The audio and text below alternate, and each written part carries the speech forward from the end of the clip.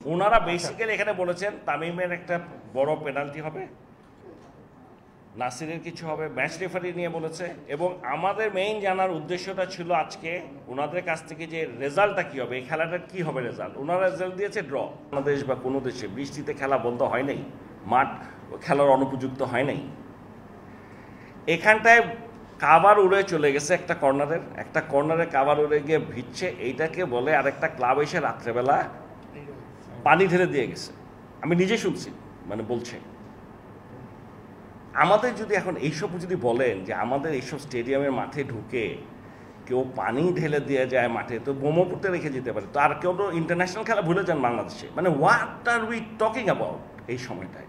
আপনার Ashes series যে হয়ে গেল লাস্ট, এইরকম বাজে আম্পায়ারিং জীবনে কোনোদিন হয় না। এটা বোর্ড মিটিংয়ে আলাপ আলোচনা হয়েছে। কই, আমি তো এটা কোনো ক্রিক ইনফো বলেন কোনো পত্রিকা কোথাও আসে না। আমাদের এখানে একটা ডোমেস্টিকের খেলা দিয়ে যা হুলস্থুল হয়, আর যা মানে কি যে বলবো, আমার কোনো ভাষা নাই। আমি গতকালকে আগে যে সিলেক্টর, চিফ সিলেক্টর, এদের সাথে I have talk with them. আমি তাদেরকে জিজ্ঞেস করলাম, ঠিক আছে, আমি তাদের জিজ্ঞেস করলাম যে আচ্ছা তোমাদের সময় কি করতো, হোয়াট ওয়াজ দ্য প্রসিডিওর, তোমরা কিভাবে টিম সিলেক্ট করতা? মানে কারোর সাথে আলাপ করতা না? বললো হ্যাঁ, আমরা কোচ এবং ক্যাপ্টেন দুজনের সাথে বসে মিটিং করতাম, করে ওদের ইনপুটস নিয়ে তারপর আমরা টিম সিলেক্ট করতাম। যে আসলে আমি যেটা বুঝলাম যে আপনাদের আসলে আমার উপর কোনো ট্রাস্টই নেই, আমার ব্যক্তিগত ধারণা। কারণ আমি দেখলাম এইটা নিশ্চয়ই একটা কারণ তো থাকতে হবে। ম্যানেজার, আমি আপনাদেরকে বলে দিচ্ছি, দ্য অনলি এক্সেপশন হচ্ছে এখানটায় ম্যানেজারের ইনক্লুশন।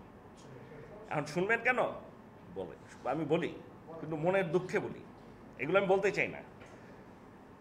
আপনারা জানেন যে আমি প্রত্যেকটা এই খেলোয়াড়দের সাথে খেলা নিয়ে আমি একটু বেশি ওতপ্রোতভাবে জড়িত।